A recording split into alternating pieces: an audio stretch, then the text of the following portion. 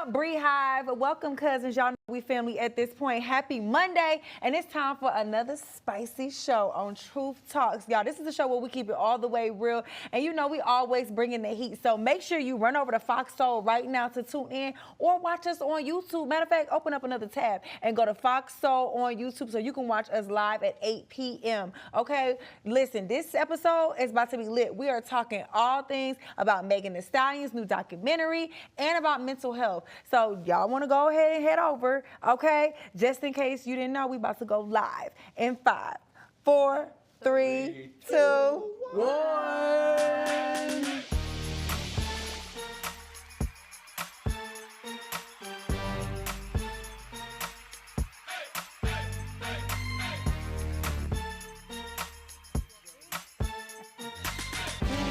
What is up, my people? I'm Ryan Cameron. We are back. I'm radio host and owner of Dope Boy Pizza in Atlanta. Hey. Yeah, that's right. Hey, come on, best place to get your grub on, you know. Yeah. And we're back like we never left with another great show of Truth Talks. Now I'm going to let my co-host, Bree Renee, introduce herself so you know who she is. Okay, what's up, y'all? Some of y'all might know me as Bree's the name on social media. You know, I'm always all over your Instagram. Or you may have seen me on other shows like Black Girl Stuff and my weekly vlog on YouTube where I always keep it real. But now I'm a host on Truth Talks, and I'm making my dreams of being a talk show host come to life with my fellow Truth Avengers. There you go. Now, honesty is the best policy on this show. That's why we always keep it real. And let me introduce the rest of my co-hosts.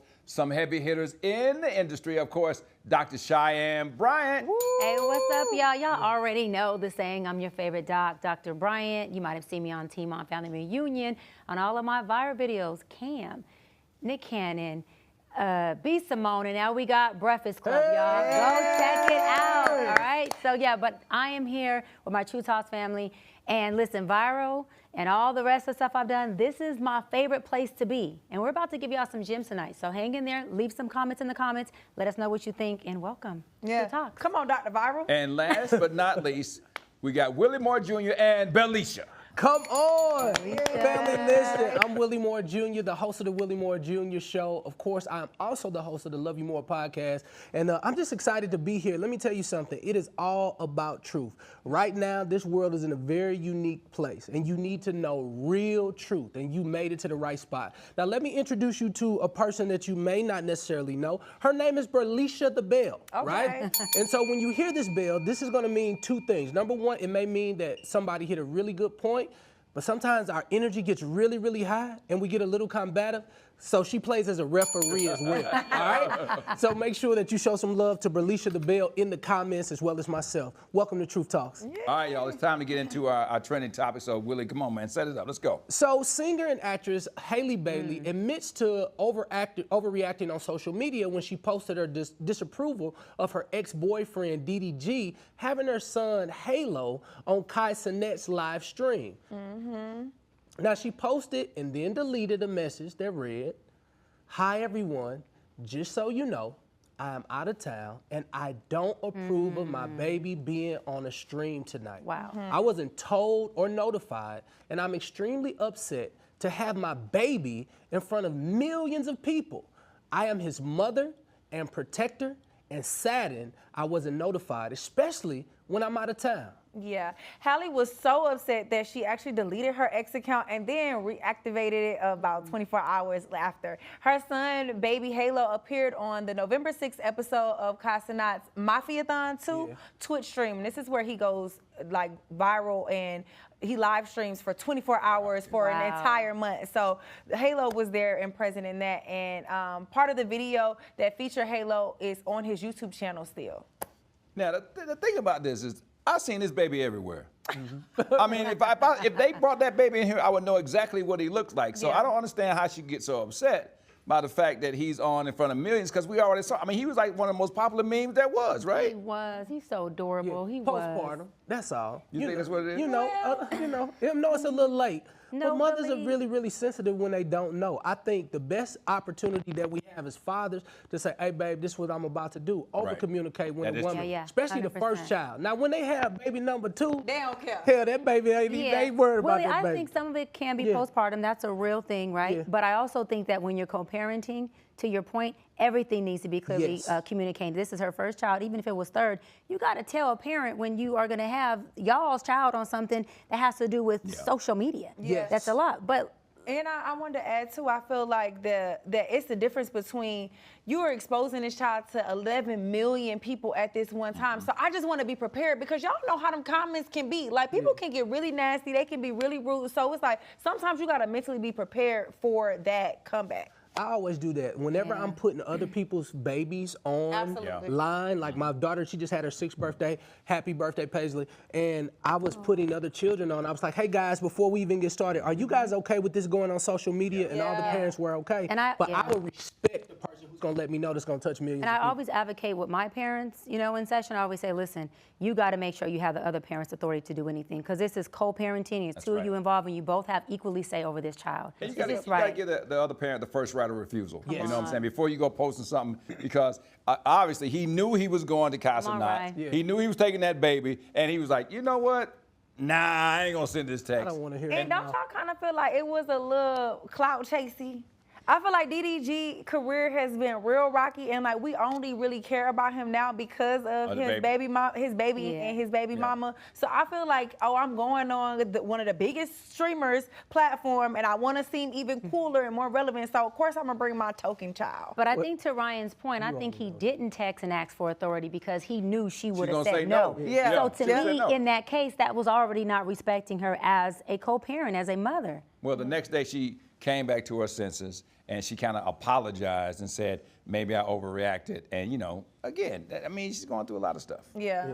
I think she felt like she had to say that because so many people was like, what you tripping about? We already seen the baby. We know what he looked like. So. She could have texted him, though, instead of putting it on social media. That's all I'm saying. I feel like it happened on social media, so I'm going to address it on social media. But that's just me. Y'all know I'm an overshare and I'm a millennial. If it happened on Instagram. No, wait, I'm not. I agree with Bree on this one. I feel like you shouldn't have took your telling my child on social media if you didn't want me to address your ass on social media. That's a problem. That's what we clocked. That's a problem. That's where they live. That's the problem. All right, so we're going to move on. Over the weekend, a video started trending on TikTok of a man painting over a mural of, you know, Kamala Harris, located in the West End of Atlanta, only a day after the election. So a lot of people reacting to this. Yeah, word got around quick, and the artist named Christopher Clark posted a photo of the full mural and says, like other pieces that he's worked on, this mural was always meant to be temporary, and it was temporary advertisement, and it was always the plan for it to be covered up. Well, but trolls on the gram are not having it at all. And some folks think it's disrespectful because of the time, because she's still the first black woman vice president. Honestly, guys, do you think the mural should have been permanent, or do you think they should have taken it down? Be honest. My thing is, I feel like if the intent was for it to be up there just for advertisement during the campaign, then he's doing what the agreement was. If that's not what the agreement was, then like everybody else's statue that's up, she was, whether she won or not, she was the first black woman to run for office. That's a huge deal for our community. So if it was my personal opinion, I would say leave it up there. I would love to go visit it and see, you know, just kind of see what it looks like. It's all kinds of places in every town that says this place for sale, this space for sale. I'm sure that the time was up on that. It just, the timing wasn't, you know, happy for people who wanted to just say, oh my God, why are you covering up this thing? Black people, stop thinking everything is a conspiracy. Personalizing everything. The time was up. I can see that. Well, listen, y'all. Congratulations to the Queen Bee, Beyoncé Knowles Carter. She is the leading nominee for the what? The 2025 Grammys. Hold up, with a total of 11 nods, the most nominated ever. Period. She also scored nominations in the country and American Roots categories for the first mofo time. I know that's right. And Beyonce, who was already the most decorated Grammy artist in history with a total of 32 wins, is now the most nominated artist of all time with a total of 99 nominations throughout her entire career. Now, previously, she was tied with her husband, Jay-Z, with about 88. But she done surpassed. Indeed. Now, the 2025 Grammys is probably one of the most anticipated in the history, as many are wondering whether the Recording Academy will finally award Beyonce Album of the Year. So far, only 3 black women have won the Album of the Year award in Grammy history. Natalie Cole back in 1992, my dear sister Whitney Houston back in 1994. Come on, Queen. And of course, you know we got to show love. Back in 1999, when I was in college, Lauryn Hill, she scored it as well. All right, let's keep it real. Those 3 people that you just named, those were iconic albums. Yeah. Just going across the room, name Beyonce's most iconic album. What? B-Day. Most iconic album. Okay. I don't know. I would have to give it to her for this one because it showed her range as an artist. It showed her reclaiming country music as an art form that we as black people started. And honestly, let's be real. It's out of all the history, it's only 3 black people that won. Now y'all know black people make better music than white people. So it's like we should have been had more winners than that. Well, the question is, did Jay-Z, is he finally, after last year, he was going off. He was. Is it great news for Beyonce? But the question really is Jay-Z kind of using his power and influence and has something to do with it earlier this year? Because, he called out the Recording Academy for snubbing Beyonce while accepting his Dr. Dre Global Impact Award and start, a whole conversation about exclusion within the music industry. And this is the thing, that's his wife. Right. So what? Yeah. So whatever. So whatever he has should be used to the benefit of her. Right. I'm not even like a huge Beyonce fan to the point where I know all her music. I just know she's a legend. Everyone loves her, so I give her props. But does she deserve a damn Grammy at this point? Yes. Does her husband, who has power in relationships, should be saying, check this out on a platform? Y'all out of pocket. My wife should be winning this Grammy Award. Hell yeah. Absolutely. I want my husband to come up and be like, listen here, Emmys, if True Talks don't get this award next year, then we're going to have a problem. Period. Yeah. Period. I don't think they listened to him, though. I think they did it just because she's Beyonce. Well, when we come back, we got more. I was on the Grammy Narrows board, and when they get in there and vote, it's a whole different story. Yes. Up next, it's been about a week since, Kamala Harris lost the presidency, and performative signs of support are already all over social media. So don't go away. We got more True Talks when we come back. And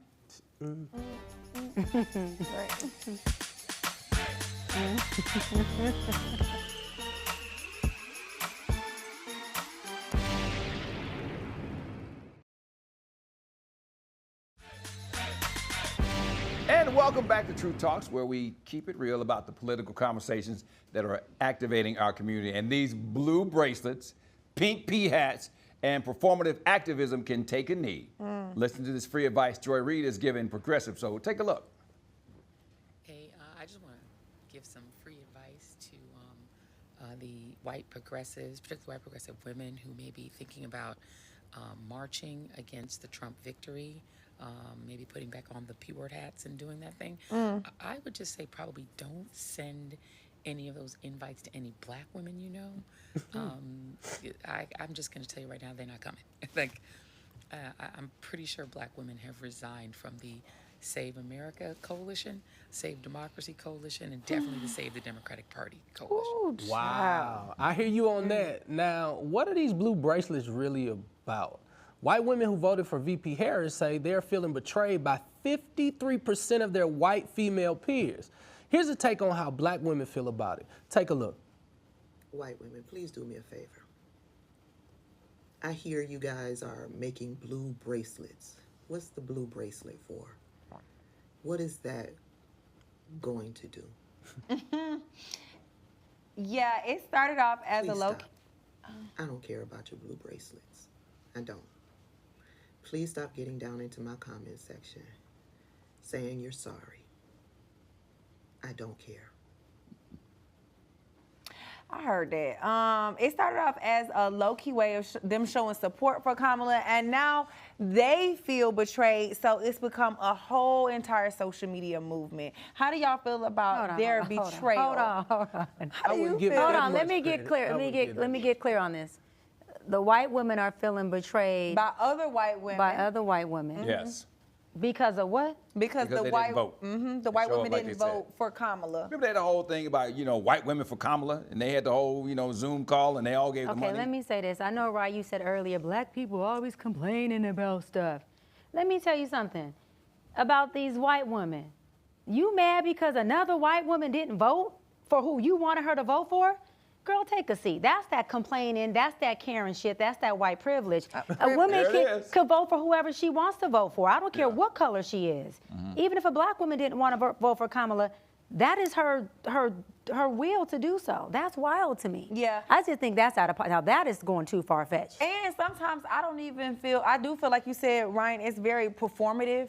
Oh, I want y'all to know I support. I want you to know because it's like if you genuinely feel that way, then genuinely feel that way and do it. Like you don't have to go around making the blue bracelet movement. And there's a lot of them people wearing the blue bracelet movement. It's like, I don't know if I really trust that you got in that booth and did what you said you was doing. Yeah, Bree, you know, change is inevitable, but growth is optional. Okay. Right? So nothing is going to change. We got these next 4 years. I want all the women across America to know that you are loved, cared for, honored, trusted, and valued. And now it's time to make sure that you make systemic change within your local communities because we need you guys. The one thing I don't want African American women or white women to do is to stop fighting because we need you to go out there and work. And remind them to vote for Dr. And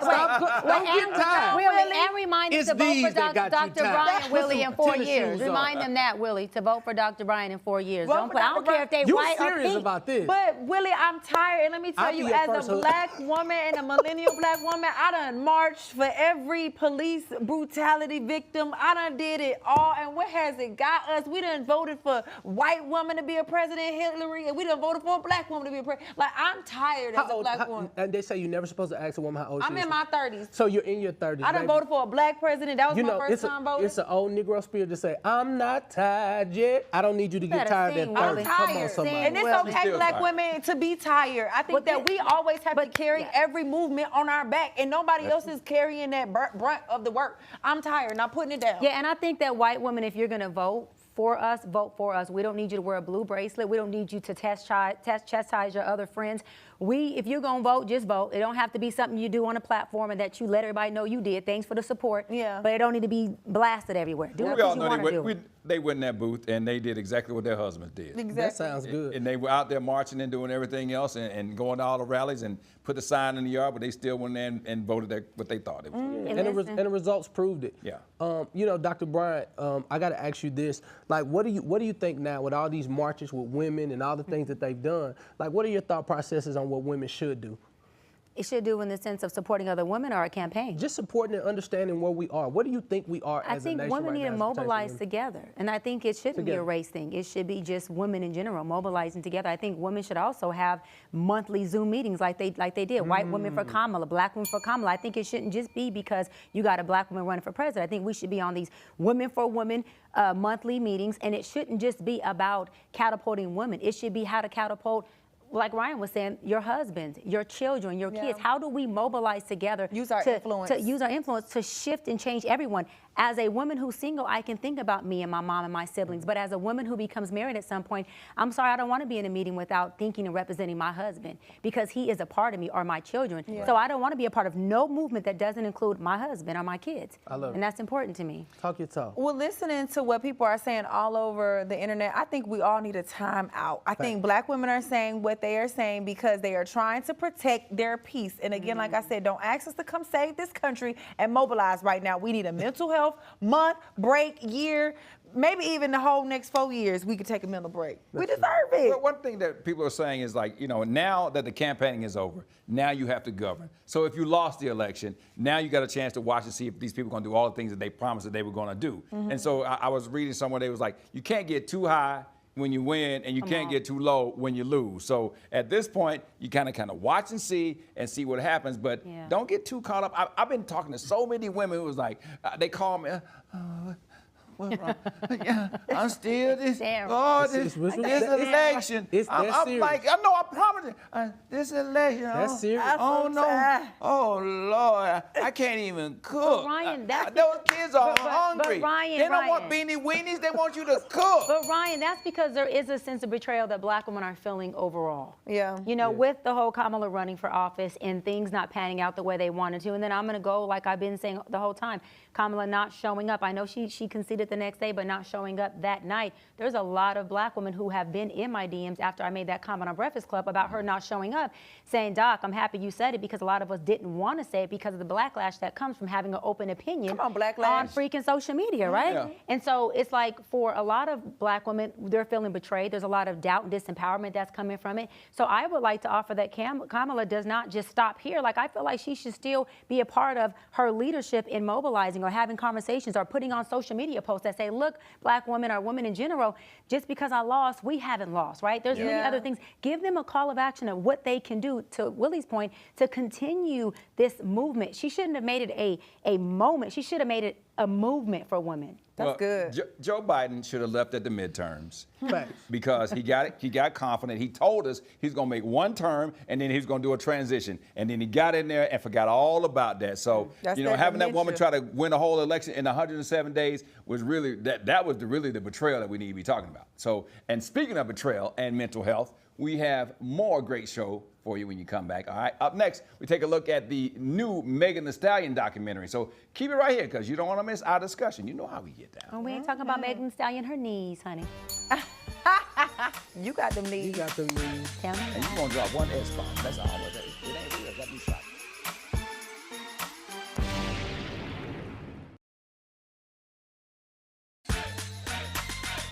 And we are back on Truth Talks, and a lot of people are still reeling from Donald Trump's decisive victory over Kamala Harris Tuesday night. It's been causing some to need to look at how it's affecting their mental health. So we're going to break down this new Megan Thee Stallion, in her words, documentary, because it is a good example of how black women are always doing it for the fam and putting themselves last when they need to be first.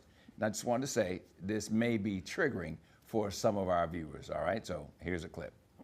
I feel like I finally have reached a breaking point where I'm genuinely tired and I don't want to do it. Like, I'm not having fun right now, and I feel like, how could I be Megan Thee Stallion and I'm not having fun? Like, I feel like I'm always on the verge of some type of breakdown. And I'm just tired. And I really feel numb.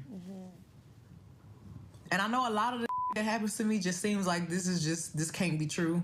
Or this just seemed like a movie, but this is like my real life. And it is like a movie. And it's time for that part in the movie where I get up off my ass and I do something about it. That's right, plot twist. So Megan Thee Stallion, Pete, opened up in this intimate and vulnerable view into her life. She takes us through the grief of losing her mother, unfortunately getting shot by her friend, and how it all had her contemplating not only her career, but her life in general. So, you guys, I don't know if you had a chance to watch the documentary, but I watched it and it was really emotional. It was really hard to watch, even just someone who's dealt with grief. I felt that emotion through the screen, and I'm like, I felt so bad for her, because even though I'm an influencer and I have like 675.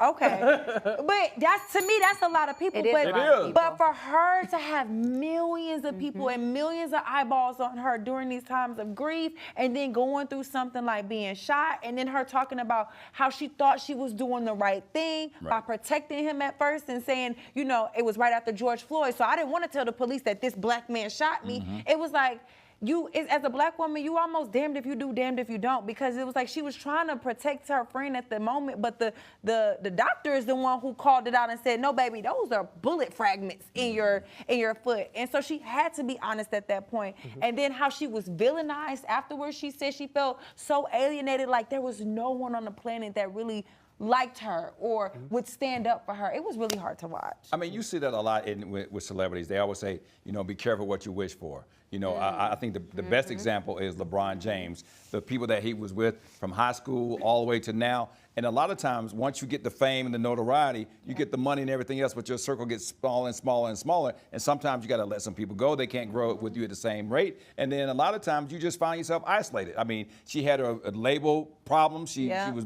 talking about that. And then she got rid of some other people. So, and then her boyfriend was gone. So now it's just you got all this power and all this money, and it's just on your on an island by yourself. And I think the thing is, from a mental health perspective, Willie, you and I were talking about this a little earlier in the glam room. You were like asking me questions about the celebrityness, and I was like, you have to be built for this. Because, you know, to Megan Thee Stallion, she does one show or one post, all the fans love her. Right. She does another show, another post, everybody hates her. Yeah. And I was saying that I do one video, you're the spokesperson for all the women, Doc, we love you. I do another video, what the hell is she talking about? We hate this woman, she's single with no kids, she's doomed. And if you are a person who is of the world, you are going to become an emotional roller coaster. You just have to be in that thing and be an observer. And it's so challenging, to your point, Ryan, that when you get into the celebrity side, because for me, it happened overnight. I woke up in Vegas and I was viral and my calendar was booked up. My email was inflamed with like speaking events and we want to book you, and I was everywhere, Shade Room. It was just crazy. And so to my point is I had to like rev up, do it really quick.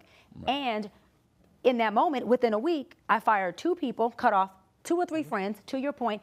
And then my group, my circle smaller, much better. Right. But the point is, if you're not built for this, you will end up mentally shattered, like Megan is saying here, saying, I can't believe I'm Megan is saying I'm not enjoying this. Yeah. Because you have to be so grounded, so centered, so vertical in who you are, and you have to have a support system that can rally around you and help you literally shine out that noise. Yeah. Because it will eat you up alive. I'm strong, but there's times where I wake up and I'm like, damn, I got it. When I press refresh on social media, I'm like, I already know they're coming for me. And sometimes I'm like, oh, they're not.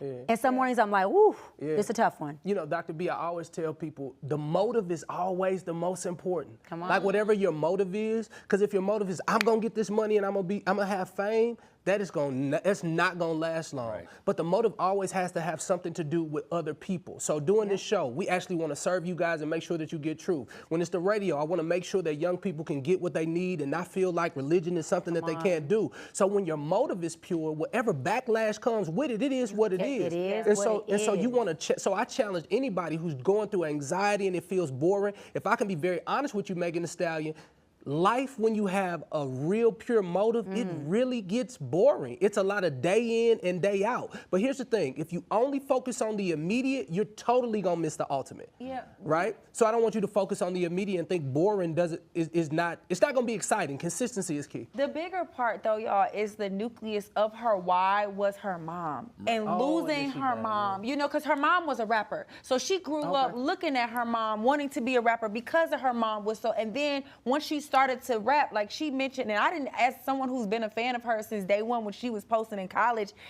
freestyling outside, her mom was recording those videos of her. Wow. So, like, this was someone not only just, you know, all of us, I'm sure, have amazing relationships with our mother, and we love our mother dearly, but then for your mom to also be a manager and a part of your career as well, it was like, the momager part, it was like, wow, I don't even have the support that I usually have, or my why to make her proud is taken away from me because I lost her. Losing a parent is hard. Losing a parent is hard regardless, Right. but then when it's a part of your career, makes it even harder. That's so good. And we're definitely praying for her. And I got to give it to her. One of her lyrics was, they keep saying I should get help, but I don't even know what I need.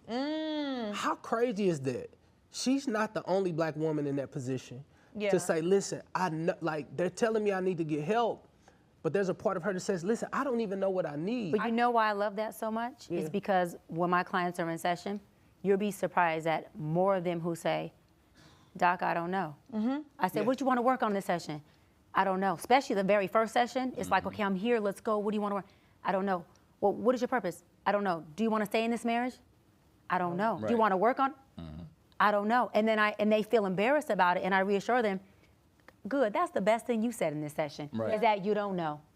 Yeah, I mean, a lot of times, I mean, I think, you know, when I first started going into therapy, it was right after something major had happened in my life, and I was like, I didn't know exactly how to even say it. And the therapist was like, all right, just go. You know what I'm saying? Go. And then once you just go and you trying to, you know, they always say that the thing is to keep asking questions, make a connection, and then go in that direction. And once we did that, that was a way, you know, a place for us to land. But I mean, the question is, how do you even start that? Yeah, she just has to get with a really good professional who will allow her to do what your therapist did. And I tell my clients, they say, oh, I know I'm just babbling on. I said, no, your babbling is allowing me to assess you. And I'm literally writing down moving parts of what I'm gonna penetrate as you babble on. So I'm gonna appropriately interrupt you. Megan just needs to get with somebody that can help her process her stuff. I think support gives clarity. And once you have clarity, you're able to figure out what it is that's bothering you, what's coming up, and you take those things as moving parts. She has to get in contact with her grief and her pain pockets. It's really important. And you know, the crazy part is that we talk about therapy and how do you know what you need, but that's honestly coming from a privileged standpoint that we just now as Black people are able to have. Like, I don't think my mom or previous generations had the privilege to be like, I need help and I can afford to go get it, or I can afford to go seek it. That's something that we've just opened up. And even speaking about opening up, when she really released Traumazine while filming this documentary, she was about not only helping herself, but helping others, which I really commended, because there's so many other people that have gone through some things similar, even if not the gunshot, but the losing a mom. Now, my question to my ladies out here, like some of what she talked about was oversharing.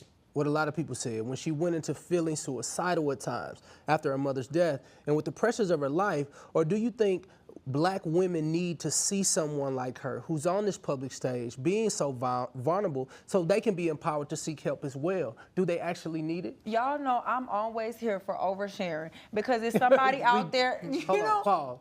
I am. Because it's always somebody out there that is feeling alienated. It's somebody that feels like they are weird for that. And as somebody who has experienced grief, I'll be honest with y'all, one of my best friends in my friend circle, Jackie O, Miss Jackie O, rest in peace to her. She passed away with 3 children. And I questioned my existence. I said, God, how could you, why would you take her, who is a mom, who's phenomenal, business, like all these things, and even though I'm a great person, like, why wouldn't you take me, like me? I don't have no kids. I'm living for me. Like, so you question that, and I think that's a part of grief, and you need to know, of course, that was a phase that I went through, but I think that it's okay for us to speak out and say, hey, you're not alone for feeling like that. This is what I go through, because everybody's grief shows up differently. And look, as a mental health professional, if it's a mental health issue, it's never too much of oversharing. That's right. You need to externalize whatever you're feeling. You need to be telling somebody so anybody can hear you and help you, especially suicidal ideations. Yeah. When you're talking about suicide, you need to be on a mountaintop that says,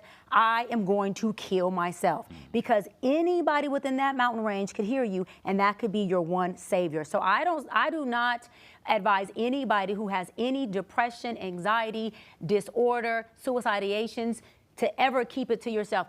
Go on your social media and say it, go on your live and do it, call your friend, your mama, your cousin, your neighbor. Just get somebody to come in and have knowledge of how you feel so that we and they can get you help. There's never nothing of oversharing when it comes to mental health issues at all. Well, I mean, you know, I've never really talked about this, but, you know, I had a best friend who was my best friend for 16 years. And I swear to you, we talked to each other 3-4 times a day. Sometimes I felt like I was talking to him more than I was talking to my wife. And he left behind 3 boys. And one morning, you know, and you know, Dr. Brian, later on, you start to see patterns of things. You know, we always have like a dressing contest. Who's going to be the sharpest going into the place. And all of a sudden he started dressing differently. And all of a sudden he started not caring about things. And I didn't notice any of the signs. And then one day he went to the barbershop and I called him and I was like, man, what's going on? And he was like, man, I'm okay.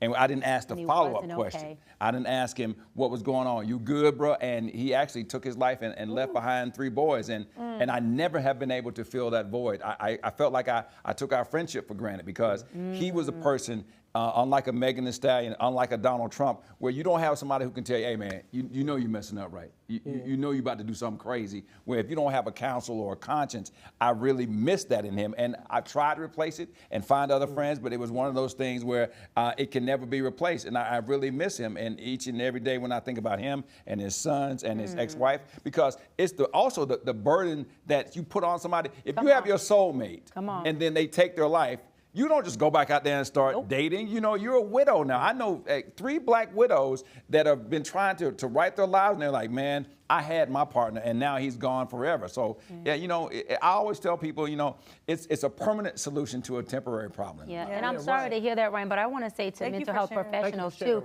because a colleague of mine and a good friend of mine finished our college, a doctor together, and she was in private practice, doing well, thought she was doing well, amazing, living the life, and seeing clients, helping them get through suicide. She jumped off the top building of her penthouse and committed suicide about 4 years ago. So I'm saying that to say that there's mental health professionals that are also not exempt from that, who are dealing with other people's weight, and they're not dealing with their own weight. Yeah. And when I got the call, I was on Teen Mom's, I was on the set, and I got the call, like, Dr. Brian, are you okay? I'm like, what's up? And they're like, Dewan just jumped off. I'm like, what? Yeah. She's a doctor. Yeah. She's seeing patients every day like me, like she has caseload. Yeah. And she would be checking on me and making sure I'm okay in my mental health. But this woman has totally just jumped off. It was, I mean, crazy. So Dr. B. nobody's exempt from is what I'm saying. Check on your doctor friends. Your strong friends. Check on Your your strong doctor friends. friends. Check on the mental health professionals too, because we're carrying weight outside of our clients. Yeah. Indeed. And we need y'all friendship and help as well. Indeed, Dr. B, I'm so intentional with the questions that I ask to my strong friends Yeah. and my people who can put that smile on their face and they can put it on and everybody thinks they're okay. So when I'm on the phone with my guys or even with ladies that I know, on a scale of 1 to 5, where are we today, right? And so they're like, man, I'm kind of at traditionally they're gonna give you a 3, then you have to probe a little bit more, and then the next thing I say, hey, so what made you smile today? And they may not even thought about what made them smile today, but it makes them think about it, and they'll say, well, I kind of enjoy dropping my child off. And then I ask the hard question where most people don't want to answer if you pose it wrong. I say, you know what, bro, what made you frown today? Right. And then they go deeper into what it is. Because as Dr. Brian alluded to, once it's on the outside of you, you Right. can't implode on the inside, Yeah. then you get an opportunity to get it out. The biggest problem with men is that they feel so strong externally, Yes. but they don't realize that the Bible says in your weakness, Right. he's made strong. Yeah. So weakness is actually good. It doesn't make you soft, it just makes you meek. And meek means strength under control. Yep. And that allows you to get it outside of you, Right. get it out with people who can really help, because there are people out there, honestly, who love you, and they just need to know how to help. Yeah. And if you don't have a description of what it is, it's really tough But for I them to want to get say involved. this to you, Willie, because you've done this to me so many times. You've called me before shows. You've called me after shows. And Willie would, and even if I don't pick up because I'm already on stage, Willie will leave a message, praying over me. Hey, sis, I'm just calling.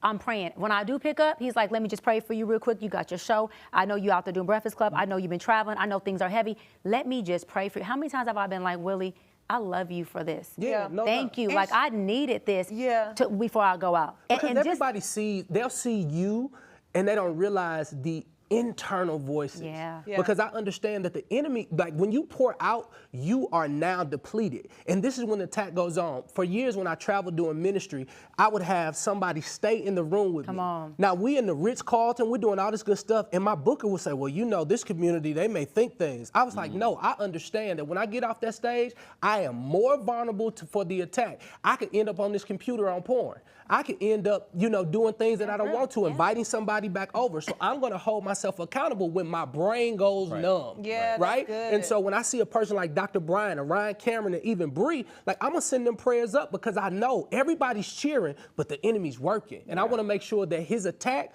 never gets the opportunity to win, because he's not focused on your now. Yeah. He's looking at your later. He want to sabotage your future. Yeah, there's a documentary that talks about, what happens with a lot of these preachers and ministers. We got Jamal Bryant on later on. It may be something we can bring up with him. Imagine you got the whole world or the whole congregation every day. I mean, I'm sure you see it as well. And what happens when you have a down day? What happens when you have a bad day? Who do you talk to? A lot of times, I remember one time I got on the radio and I was like talking about having a bad day, and man, that phone line lit up, man. All the lines were full, and they was like, "Look, bro, There you go. we got enough stuff we going through. Right? we don't need you to be sad." So what I'm saying? It's like, so when you're going through something and and everybody's depending on you, sometimes you got to have somebody that you can, put those burdens down on them as well. That gets heavy, Ryan. I always tell my homegirl that does hair, like, I couldn't even be a hairdresser because I know people are constantly dumping on you. They're just like therapists. And, anytime you're in a service field, that's what you typically are. Some people who don't have access to therapy, you're their therapist.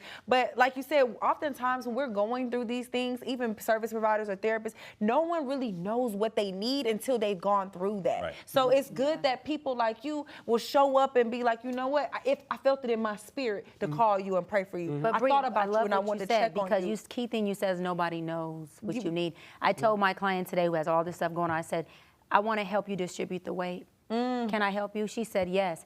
I said, okay, well, give me your support system. I said, you're going to call each of them, and you're going to give each of them a piece of weight, and you're going to tell them what you need for them to carry that weight. Will you do it for me? She just cried. Yeah. She just cried. And I said, and me as your doctor, you tell me what weight I'm taking right now, because I'm going to take it for you. And how do I show up for you as a doctor? And she said, Doc, I just never thought about that. So we all have to distribute our weight, and we have to let people know, how do you carry it? Ryan, hold this for me. And what holding this for me looks like is texting me daily just to say, Peanut, are you good? Text me and I just check in and say, did you make it in the house? Yeah. Those are things we have to teach people. Those little bitty texts could be something that just moves me over, empowers me, and gets me through that night. And it's not the big things, it's them little things. Him praying for me, I'm telling you, I listened to it, and I was on 1, but I was on 20 by the time I listened to the prayer. I was like, oh, I'm finna cook today. And to your point, like when I went through some grief things with my friends, they just showed up at my house. I didn't ask them to. I didn't know. They asked me, hey, what do you need? I didn't know what to say. I was like, I don't know. I've never been through this. They all just pulled. They got with each other. They pulled up, brought me flowers and food, and we literally watched Gracie's Corner and acted silly. Yeah, we were just being silly. But those are the best moments. Was everything I needed, but I didn't know healing. how to articulate that in that moment. A lot of times people always say that when somebody goes through a tragedy, they always call and they want to check on you. They always say, let me know what I can do. You know what? You just have to do it. You know, they don't have time to cook. If they got kids, you send the Subway sandwiches over there. Funny. You send the pizzas over there. Yeah. And I remember all kinds of things about what people said when I lost my grandparents 6 months apart. But I do remember, people who showed up, who brought the food, who came over, who sat in the house. Because, one of the things we always are worried about is like, okay, who is going to support our mental health? Especially as a man, you go from having the people that you love so much in your life to having to go in and pick out a coffin and pick out the suit or pick out what your grandmother's got to be buried in. And all of that, all of those things are very taxing on people. You're right, because when my father died, I didn't have anything in me to say what I needed. So I was just at home, kind of like going, just distract him. And I swear, all of a sudden, doorbell ringing. It was about 30 friends. My pastor came, my bishop came. They came with food and chicken, and I was just there. I mean, just no makeup, just sweats on. And they were like, Doc, we here. Oh, my God. I mean, all the love, all the food. So it was just something that really was really helpful, like you said, for people just to pop up and get into position of really helping and healing and process things. Well, up next, we got a lot more to cover in our unfiltered conversation about mental health. You don't want to miss this. Come back. We got more Truth Talks next.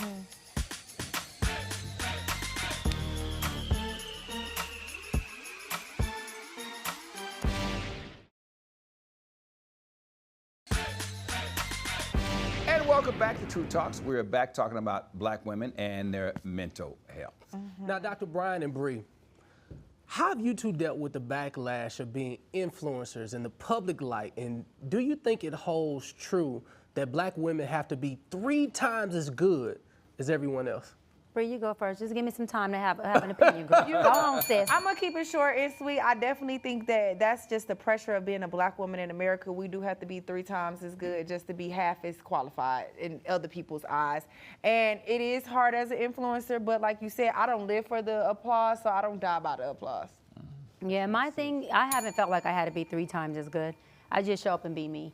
And I have this thing of really caring about people, but not giving a F of how they feel about me. Good job. Wait a minute. Good job. That's good for you. You did good. A round of applause. I just don't. And so for me, again, I've learned in this industry as a celebrity that one moment they're gonna love the hell out of me, the next moment they're gonna hate me, and I have been okay with that thus far. And my goal is to continue, but I can say this, having a strong support system and friends and people that I can really be myself in, my raw self in, that is what pulls me through. Of when I'm like, listen to the naysayers, I'm like, listen, if they get a gym or a tool and it changes their mental health, by all means, if I got to be hated for you to get a better quality of life, hate me. I'm in the purpose, I'm in God's will, and anything outside of that, I can care less about. Yeah, because you don't pay my bills. Indeed. So, ladies, if you can just be honest, like with this documentary that Megan Thee Stallion's coming out with, of course, everybody's excited about it, but she is hot, honest, open, and transparent. What impact do you think that this is going to make on young African-American girls as it pertains to their thought process of the journey? Because everybody wants to be a star, but nobody knows what happens when the fourth wall is dropped. Bree, talk to me. I think that that it definitely will empower young women to speak their truth, to be honest and more vulnerable, to know that they aren't the only ones that go through things like this. I think that she might receive a little bit extra backlash because she was honest in this documentary about her lying about sleeping with Tory at first. So some people who were riding with her regardless are probably going to be a little upset about that. But again, I feel like the interview was never about who she was sleeping with. It was about what happened the night she got shot. So let's stick to the script. And don't nobody want to talk about who they done slept with on national television. And I was going to say, as a woman who I sleep with, no one's privy to. It's my body, and don't worry about what I do with it. I don't think an interview or anything else makes you privy to what I do with my vagina or my body, one. So it's not called lying. It's called none of your damn business. Two, I feel like this, her documentary is definitely going to set a lot of women free who are celebrity and non-celebrities who say, I have mental health issues, I have suicidal ideations, and it's going to bring awareness. And the main thing about solving or creating or providing mental health, concerns or resolve is bringing awareness. We can't heal a lie, and we can't heal something that's in the dark. You can't have a halfway documentary.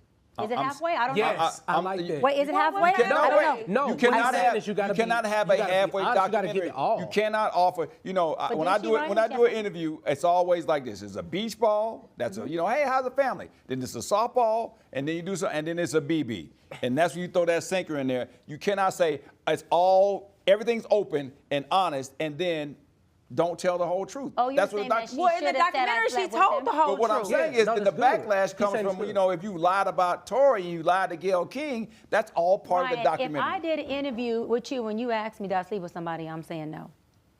Well, you had 3 fiancés, though. Megan Thee Stallion is on our list of truth talkers for deciding to tell her story through the Amazon documentary. Megan Thee Stallion, in her words, and here's a little bit of that so you can take a look. I want people to understand how this has affected me. I want people to see how I feel. You can get help. There are people that are willing to listen. We gotta holler about it. We gotta scream about it. No matter how hard it is to be heard, you have to speak. I've been through so much. I can't give up. She just inspired me to be the baddest bitch ever. And mental health is something we all need to get better at, embracing it in the Black community. Prayer is good, but sometimes you need therapy. And as I have told, God invented therapists too. He did. Yes, he did. And I agree. Yeah. I'll be honest. The one thing that I've noticed with entertainers, being an entertainer, like there are different stages of life and we keep trying to pull ourselves back. I remember when I was signed to Universal as Pretty Willie and I was like this rapper guy, but I realized rapping wasn't really working. So I had this voice and I created Lay Your Body Down and did an acquisition with Warner Brothers. Come on, you still doing this too. Come on, somebody, don't play with her. And so, good thing. yeah, I like that one too. We own it, stream it. Please go stream all that. But no, what I'm saying is that God gives us this really unique cross in the road. And a lot of times we don't want to pull back because numerically we're making money. People are really, really excited about what we do, but we know that God is calling us to do something else. So the biggest problem that I see is that people are so prone to meander in the maze of mediocrity because you end up staying in this circle and it becomes cyclical. The biggest gift that God has ever gave us is the opportunity to step out on faith. The Bible says that the just shall live by faith. I wish he would have said, well, the just will just do faith one time and then it's over. But you got to keep going faith to faith to faith. And that bothers your mental health when you know that God is tugging you to move one way, but you keep moving the other way. And so people like Megan Thee Stallion, they don't realize that there's a book in her. There's a speaker in her. There's an opportunity in her. And so for people who stay in that same place, you are going to become that alcoholic when God has challenged you to move in some unseen territory. And so it's always been my challenge to say, hey man, try a TV show, although you're doing really good at speaking. Take some time out. Let's see what this looks like. And let's see what this looks like and go from faith to faith. And that gives me peace that surpasses all understanding because I'm willing to take the risk. Most people aren't just willing to take that risk. Yeah, it doesn't, it makes no sense for somebody to take you off the streets and then put you into a box. Yeah, that's the truth. Yeah, I mean, it happens a lot of times, you're very, I had somebody that gave an analogy about being in a rocking chair. It's like, you moving, but you ain't really going nowhere. Right. Ooh, right. I like that. Yeah, I was about to say. We got more, when we come back. It's True Talks. And of course, you always go to YouTube and put yourself in the comments and go to Foxhole and find out what we got going on. We got more shows. Y'all having a good time? We all right? Having a great time. And when we come back, we'll get somebody famous on the line to answer our burning questions. So stay tuned. We got more on True Talks. Yes.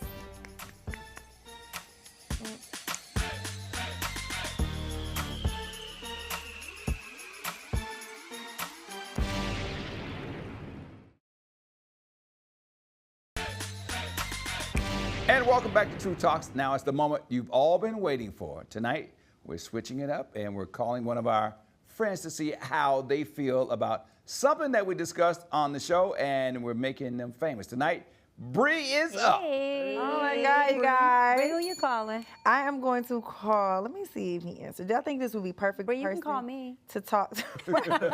He don't I'm right FaceTime here, Dr. but B. you can call me. I think this is the perfect person to talk to, is, considering what we talked about tonight. Can you guys hear the? Yeah, I can hear that. What's up, King of Fitness? Y'all, this is celebrity trainer, King of Fitness. I'm here on set. This is Willie Moe Jr. You see him with the guns? What's up, guys? I see him. We got Dr. How Brian you doing? and Ryan Cameron. What's going on, bro? How you doing? Now What's going this, on? for those of y'all who may not know, if you Is under he in a the rock, sauna? he is, oh, no, you're not in the gym. He's actually at Casanat's Mafia-thon. Oh, okay. He's training Casanat this entire month. He's a celebrity trainer. Not only does he train Casanat, you know, he trained me, okay? That's why I look as good as I do. Hey. You feel Don't me? play with her. Cash Doll, and actually Halle Bailey. Okay. He also trains her, so he's known all of my stars. If you want to get right, this is who you go to.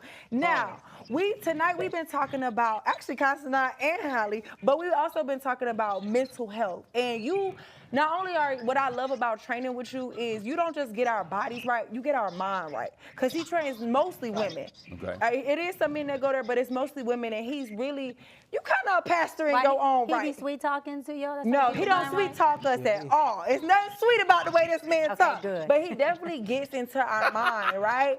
And he strengthens us. So I He's want not Judge Joe Brown. No, he not. No, he don't be on that Don't come for me. freaky Ryan stuff. Ryan can just have my back. Don't play with me. But Corey, I wanted to ask you, what do you think the role is of fitness when it comes to one's mental health? That's a good question.